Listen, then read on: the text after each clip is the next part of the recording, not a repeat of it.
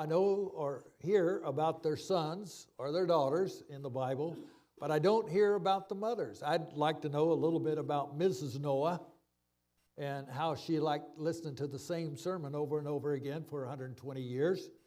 But she knew what the preacher was going to say. Join this boat church and you'll find salvation on there. And she must have been there making sure that he had some good meals so that he could work for 120 years on that boat church. And, Mrs. Lot, we don't hear much except that she turned around and looked when she was told not to turn around and look. But, she must have lived a good life there in Sodom, trying to do the right things. She had to be a good woman because her husband was called a good man, and she was there with him. But she did turn around. And there's some other mothers that I would like to learn about. But as I was looking through the Bible this week, one of the ones that comes right out to me very early in the Bible is the mother of Moses. Can you imagine what that woman must have been like? Now, when I'm reading about people in the Bible, I usually try to picture in my mind. I heard our Sabbath school teacher tell me that this morning that he had dreams, and sometimes he'd have a dream one night and then he'd get another dream the next, have the same dream, take up from where the left off to keep going. I've never been able to do that. But I do like to think about what people look like in the Bible, and I imagine in my mind what they look like.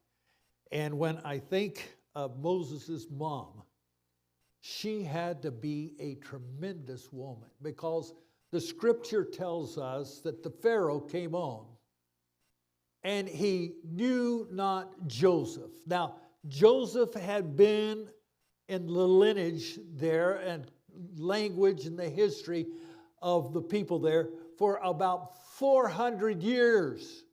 He had taken care of Egypt back when they needed help. Now, the Pharaoh that came along at the time that Moses was born, it says he didn't know Joseph. Now, it didn't mean that he didn't know about him. It just meant that he didn't want to hear any more about Joseph.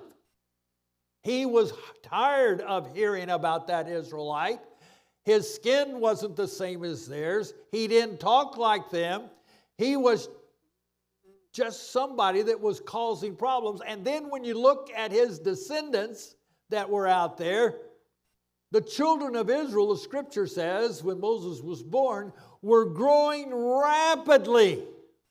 There were a lot of them. They didn't have to open the borders to get them in. They were already there.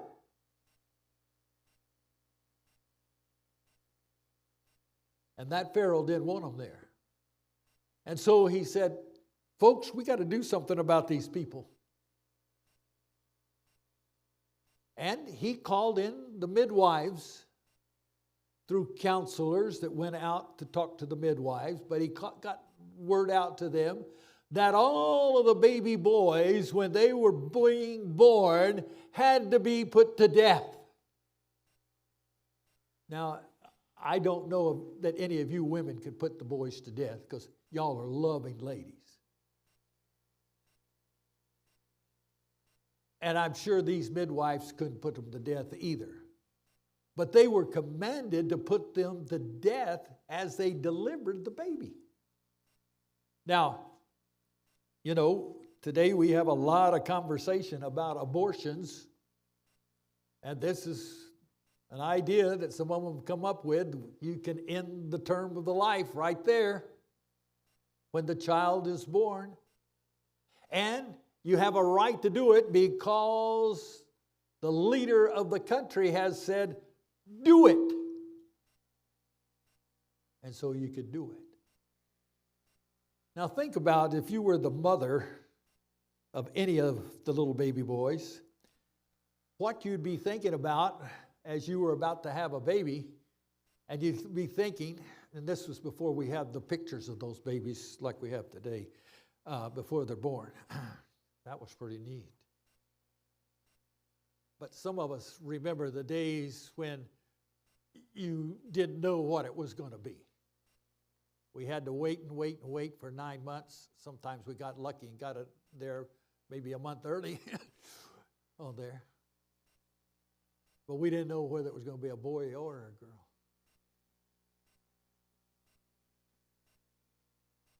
I think of one father. He was there in the waiting room. He'd already had a daughter, and a friend that was studying in religion where he was at the same time was there in the waiting room, and their two wives were about to have a child. He already had a son. The other one already had a daughter. And when the doctor came in, he told the friend over here, he said, "You have another son." And he told the one that was over here, he said, "You have another daughter." And the two men looked at each other and thought for a moment, should we change kids? Nobody will know. And we can have the perfect family with a son and a daughter. It didn't get changed. And guess what? The one man is very thankful that it didn't get changed, because the ones on the other side, they had problems with the sons. Lots of problems. Now, Billy, quit shaking your head. You know you and I were perfect kids. It's the way it was. But can you imagine having a baby at a time that the babies were told to be killed, the boys? What would it be like to be a mother then? And then you can tell that she had had a dream. She had some imagination. And she said, if it is a boy, what we can do is make a basket and hide him in the Nile River, because that's one of the things that the Egyptian people come out and worship, is the water there, the Nile River. They actually worship it. And we can hide him in the bulrushes there. Nobody will see him, and probably nobody will hear him cry, because they don't come to that part of the river. She had thought it out. But the baby is born. Jochebed has already starts weaving and a little basket and things, and Miriam helps her, and they get blankets that they can put in the little basket, and they come up with the idea to put the baby in that Nile River.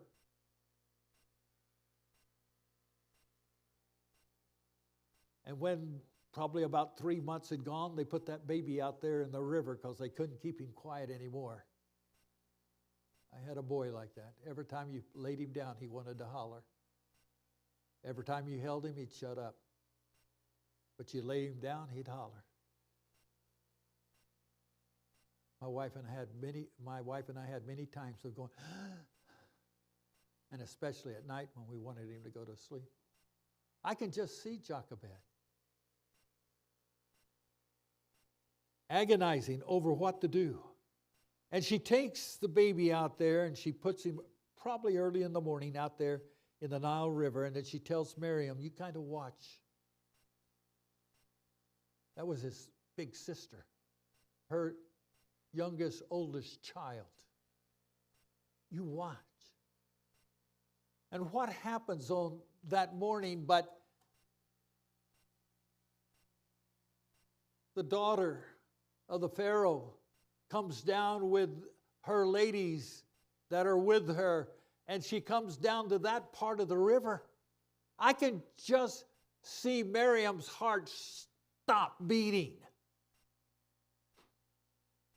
as she sees them come. What are they doing here? They're usually always at the other end of the river. You know, there was a lot of other places they could go. Not here.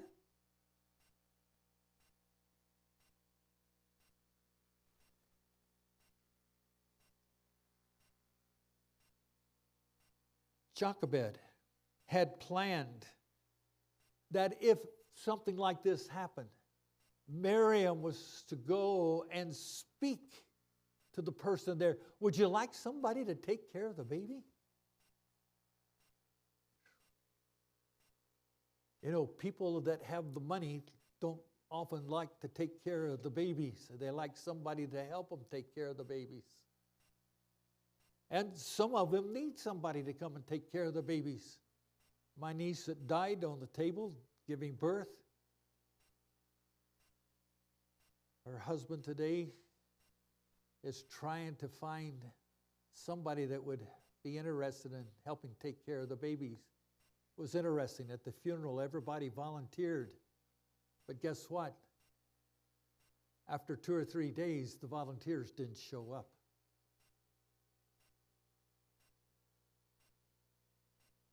Grandma's coming from Canada. Grandma's coming from New Jersey to take care of the little boy in Michigan. And Mama's not there. Guess what else they need? Food to feed the baby. Guess what? Mama's not there and her bottles are not there. And so they're having to buy bottles at between $90 and $100 a few ounces to feed the little boy. Folks, there's people that need help. And they needed them back then. And Miriam was told, maybe you could go and ask, would you like somebody to take care of your little baby? She was prepared, and she went and asked. And God had provided in the heart of that to-be mother to say, yes, I'd like some help. Because she was young. She didn't know for sure how to take care of the baby. And so Jochebed gets the baby back home. Can you imagine the thrill that was there in that home? After you had it for 3 months and then here it looks like it's going to be taken away from you. Can you imagine the thrill that's there? It's even more than the one when it came. Because when it came, you were worried, what am I going to do with this boy? Now you're going to take care of it and feed it. Can you imagine the thrill that's there? Can you picture Jochebed feeding, caring for that little boy? Can you picture her teaching him that he has a God that is a superior God above all that they're there in Egypt? She teaches him that you need to be loving, caring, understanding. She pours her heart all out to him about what God is like, because she knows that when he gets to the palace of the Pharaoh, it's not going to be that way. Can you imagine how she must have felt when about 12 years of age he was taken to the palace? Can you imagine how he must have felt living in that shack of a home with Mama and Daddy and all of the teaching that was there, but now it's gone, and he walks in to big, polished, beautiful floors, wide spaces, lots of things to see. And then as he starts growing there up in that palace, things that he gets to do. Can you imagine moving into that at 12 years of age? Folks, let me tell you, I can remember when I was 12, the teacher at the school didn't control the school. Me and a couple other boys controlled the school. She thought she was in control. She was when she said, sit down and read.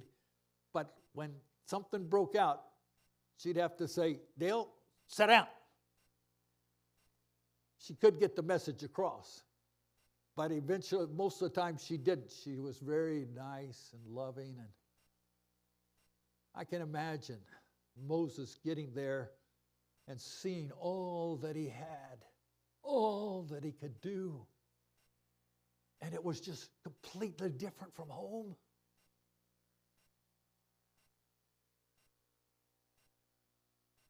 We're told that the things that he learned were at the top of things to do in the world at that time. Now, folks, he had been raised by his mother down there where they were poor. They didn't have much. Now, I know they probably got some things sent in from the palace, but pretty much it was down home living.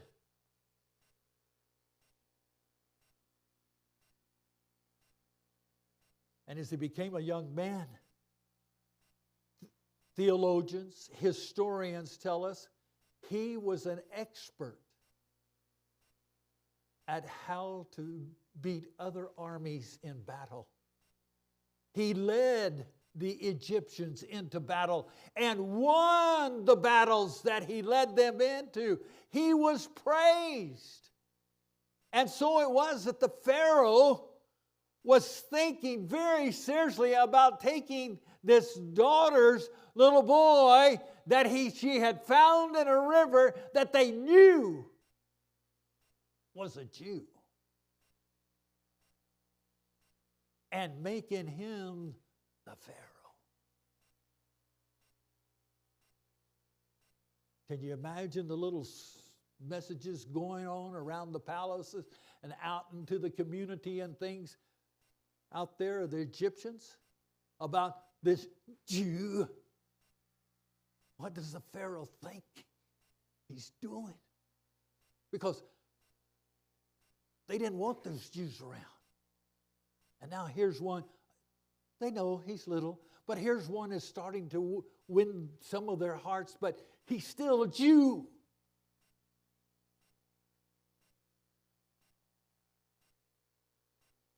You know, here in the United States, we've been blessed by having lots of different personalities, nationalities, and things that have come in through our heritage that we have here in the United States. And when I think about the heritage that we have, the ethnic groups that we have that have been here, and, you know, having been down in Cuba a couple of times, and then I see the man that's in charge of diplomacy here in the United States is a Cuban. He's not a Cuban, he's an American, but he's born of Cuban race. And I can hear him talk and the things that he promotes and the way he promotes doing it. And I watch and listen to him, and I think, man, we could have a Cuban president.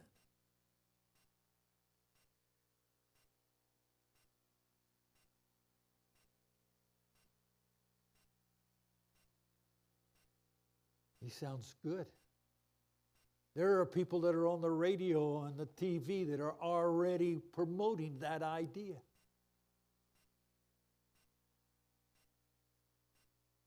Folks, can you see what was happening? Just thinking back there when Moses was a boy, then a teenager growing up into that palace. And then when you read in Hebrews chapter 11, what does it say about Moses? He says, by faith Moses what? Y'all know that verse there in chapter 11? By faith Moses chose to be with the children of Israel, to suffer affliction with them for a short time, so that he could go and be with God forever. Where did he learn that? It had to be at home with Mama.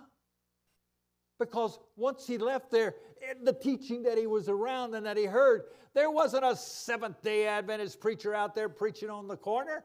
There wasn't a Baptist preacher over in another place preaching about salvation by grace through Jesus Christ. That wasn't going on. The idea when he was in that palace for those years was, if you want success, be in here and you got it. And it's only going to get better for you. Because if you become the Pharaoh, you're worshipped as God. You are God.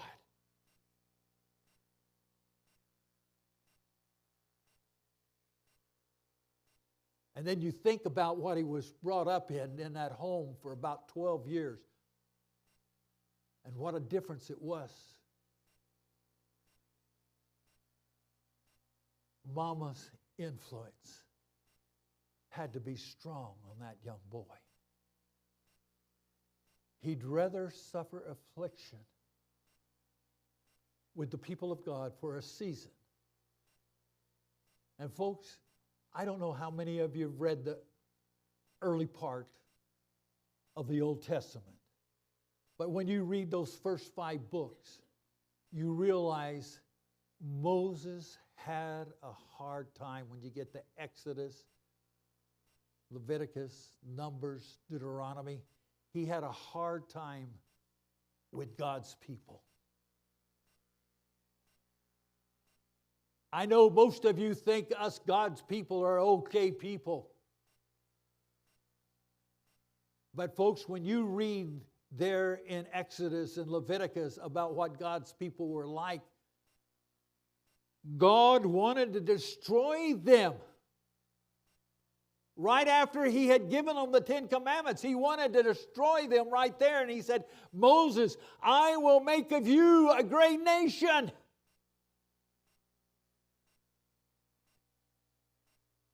And Moses prostrates himself there on the ground, right there, and begins to pray and plead with the Lord, please don't destroy these people. And he says, what will the people back in Egypt think? You just brought them out here to have a little mischief with them? Folks, you read about that prayer that Moses prayed, agonized for the people of God. And over and over and over again for those 40 years that they were wandering there in the wilderness, they were not like y'all saintly, loving people. The pictures that our sister showed on the screen about how loving our young people are and our church is, she commented, it wasn't that way with the children of Israel. We have so improved. We're so much better than them. And we haven't even had Jochebed as the mother.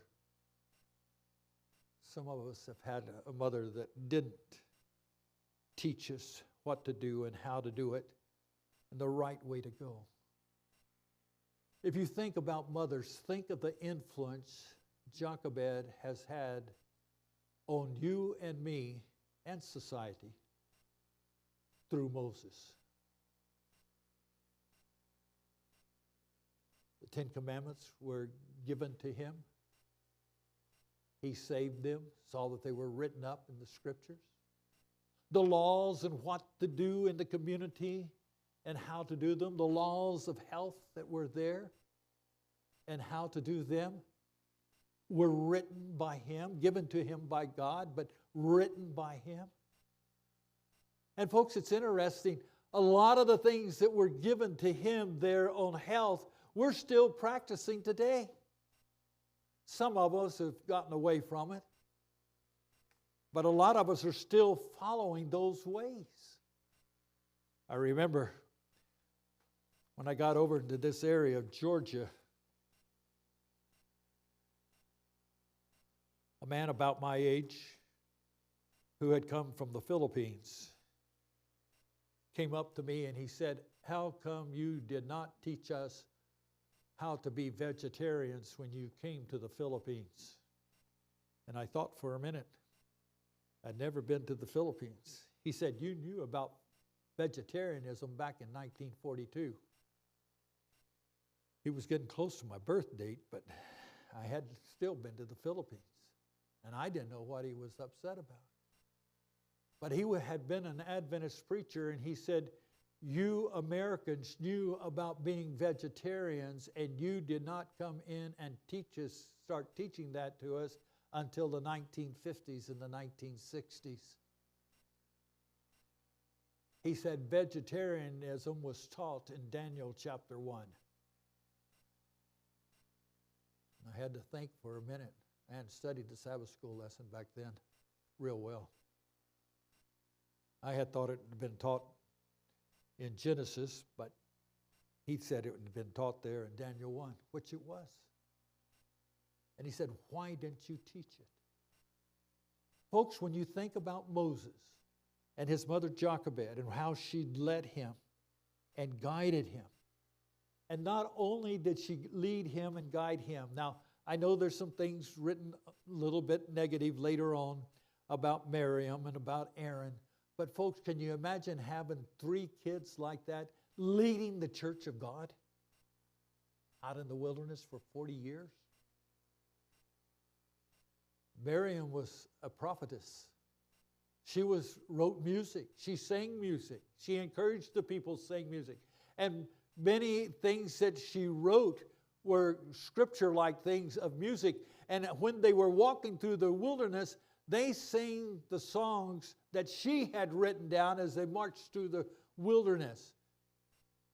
Have any of you ever been on a school bus or something? You were going to camp or something. Do you remember the songs that you used to sing? Oh, there's a hole in the bottom of the sea, and how many times she sung about having a hole in the bottom of the sea, and all the things that grew on the frog that was in the hole in the bottom of the sea. And then we had the song that we used to sing. I never did use the deals, but we sang a song that there was 99 bottles of something on the wall. Yeah, milk. We didn't have milk that we mentioned then, but yeah. But you'd go down, then you'd go back up, and then you'd sing about the hole in the bottom of the sea, and then you'd go down, and then you go back up. I just think it's kind of interesting. We sing songs today as we travel and stuff, but they sang songs. Miriam shared with them songs, folks. We need to realize that they were led by a family that had been led by a woman who was led by God. You women are important.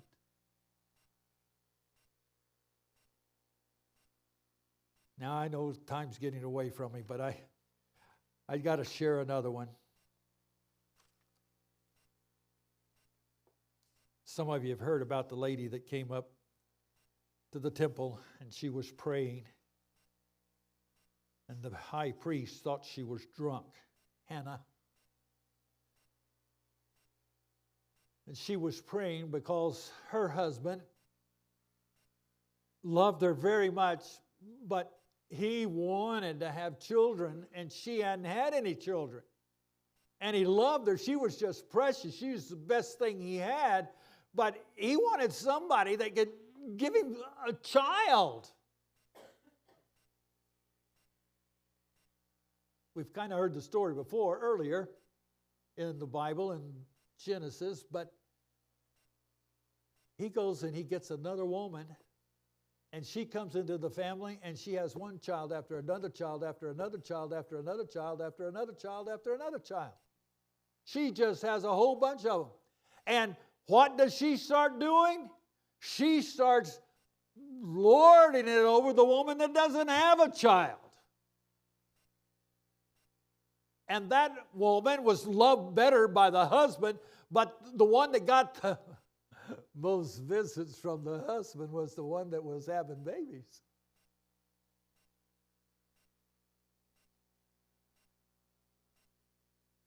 Wasn't so much that the love was there, it was that she was fulfilling the dream.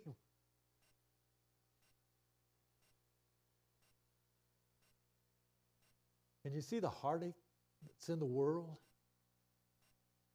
And we don't even think about it sometimes. But Hannah's there at the church praying, pleading with God to please give her a child. And she wants a son. not just a child, she wants a son. And she says, Lord, when you give it to me, I'll give it back to you so you can use it in the temple. Now, her husband was a Levite. That meant that he was a priest that could come and work sometimes in the temple and stuff and do work in there, but he wasn't the high priest, but he could be there to help in the temple and stuff. And so this son was going to be what we call a PK kid, a preacher's kid. Please give him, and I will see that he comes back to the church. The priest, Eli, tells her to quit drinking, and she says, I'm not drinking, I'm just praying. And he says, your prayer will come true. Now just think about it. She gives birth to a little boy.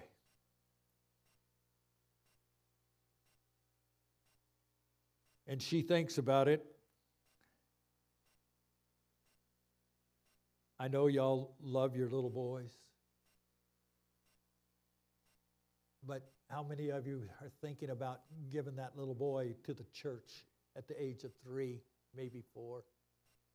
Sending him to live there with the high priest at the age of 3 or 4. Now, the Bible doesn't tell me anything about Mrs. Eli.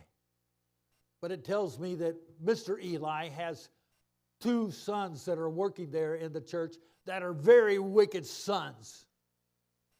Now, if I was a father, I wouldn't want my boy going back to that church where those sons are with that high priest there. I know he's the high priest and that he's looking at things, but he's not looking at things right. You're not giving him away. But Hannah had promised God, you can have him back.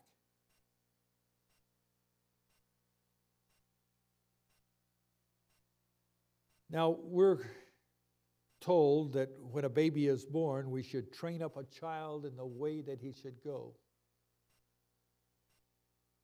And thankfully, through the writings of Ellen White, we're also told that our children shouldn't remember some of their discipline that happens to them while they're being brought up.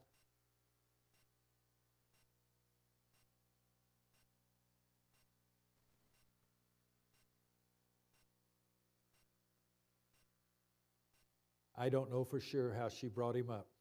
I know that there was love there. But I know that there might have been a rod every once in a while, a hand on the bottom. But he was loved, cared for, and then taken and given to the church. Every year, his mother made him a new robe that would fit him and serve him for a whole year that he could wear there as a priest, little boy, doing things that needed to be done around the church that men don't like to do after they get to be men. And he would take care of those little things. Many of them were probably like go gather wood for the fire that's going to be out there at the altar. Did you know that they had that fire that was out there burning at the altar all the time? I don't know how many of you ever been over to Palestine and that area, but if you haven't, look at the pictures. Some of the pictures have a lot of trees around, but if you get out there, there's a lot of area that looks like West Texas and New Mexico. There are no trees.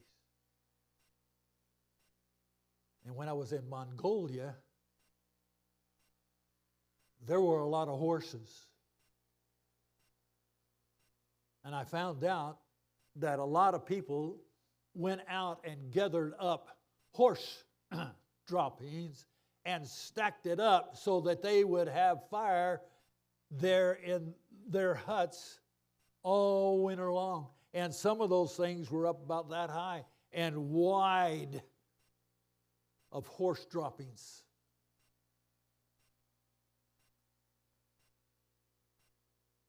I don't know if they had to go and get some of those, but we know that they had a lot of animals because they offered a lot of animals for sacrifices. And if you read it, they were offering animals all the time. So they might have had to go out and pick up the goat and the sheep and the cow droppings out there. And who better to do that than little Samuel? So sweet and nice, always willing to be helpful. Wouldn't you like to have had somebody like that around at the church helping you? Say, yes, Pastor. Yes, I'll get that for you. Yes, Pastor. I'll get that for you. And he's sleeping at night and he hears Eli calling, he thinks. And he jumps up and he says, yeah, here I am. What do you want? I didn't call you. You must have just heard something. Go back. 3 times he jumps out of his bed and goes and asks, what do you want? Pretty soon Eli's got the idea that it's not him, it's God that's calling Samuel. And he says, Lord, speak, I'm here. I'll see that Eli gets the message, Samuel says. A day or two later, Samuel is out there and Eli comes to him and he says, what did God tell you the other night? Now, can you imagine being 7, 8, 9 years old? And the high priest asks you, what did God tell you the other night? And you have to tell him that his sons are going to be destroyed. The Israelites are going to lose the battles that they've been fighting. They're going to lose a big one here soon. And his sons are going to die. And that he will be dying soon. Can you imagine telling somebody that you love these things that are happening because God shared it with you? Folks, how do these young men, Moses and Samuel, how do they get it to where they can handle these things? They had a mother.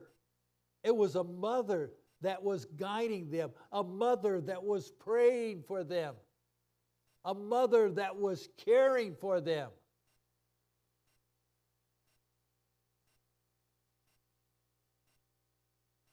Men, I want you to know, men are important too, but there's nothing like a mother. I called my brother here this week. See how he was doing. He hadn't been doing real good. There's 2 of us boys left and 1 sister. And I'm the oldest. They're the smartest. One of them's the best looking. But I called him, asked him how he was doing. And his son was there, same age as my son that's out in Arizona as a pastor. And he says, Uncle Dale, do you remember when you and my dad were making a cake? Folks, I can tell you, I don't remember it, but I remember Mama telling about it.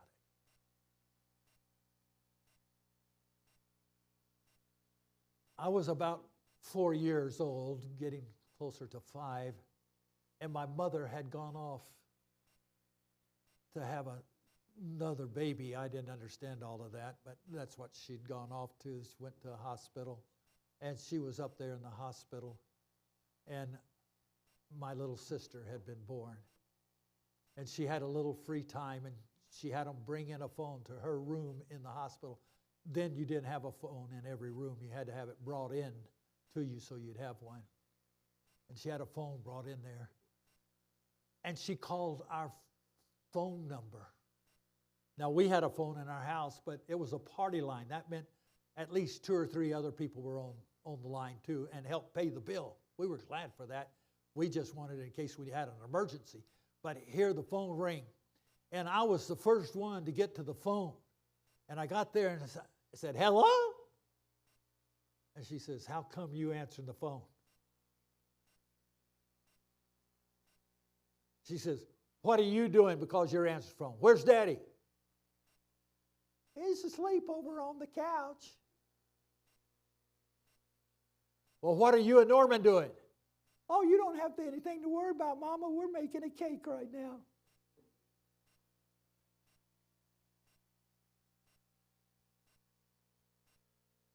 Go wake your daddy up right away and get him over here on the phone. They wanted to know if I remembered what the cake was like that we were making. My mama used to tell that story over and over again, that people that she met. But I knew she loved us, she cared for us, she wanted the best for us. And her daddy worked so that we could have a Christian education.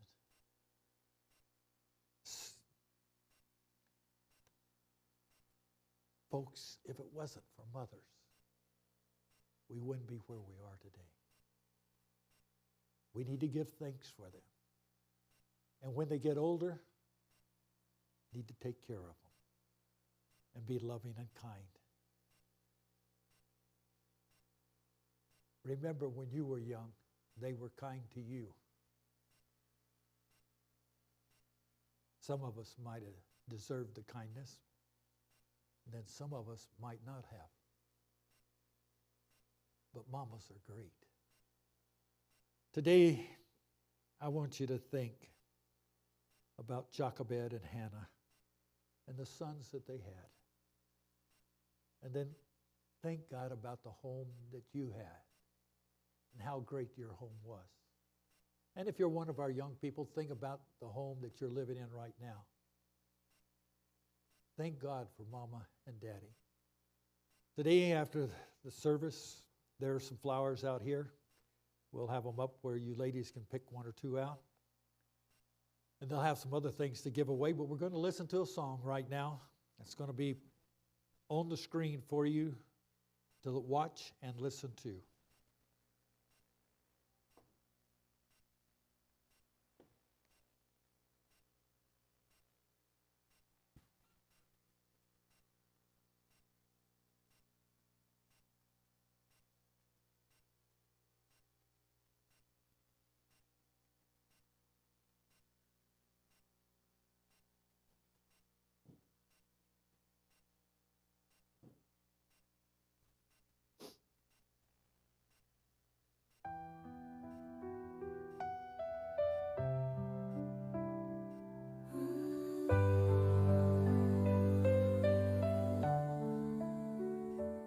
In faith, our Christian mother stands, guiding us with love in God's hands. Every step she takes leads us in His way, teaching us to pray day by day. Oh, Christian mother dear, we honor you today with hearts full of love in every way. Your faith and love inspire our hearts to believe in God's grace and mercy. You help us receive. Through life's trials, you're our guiding light, with prayers that lift us in His sight.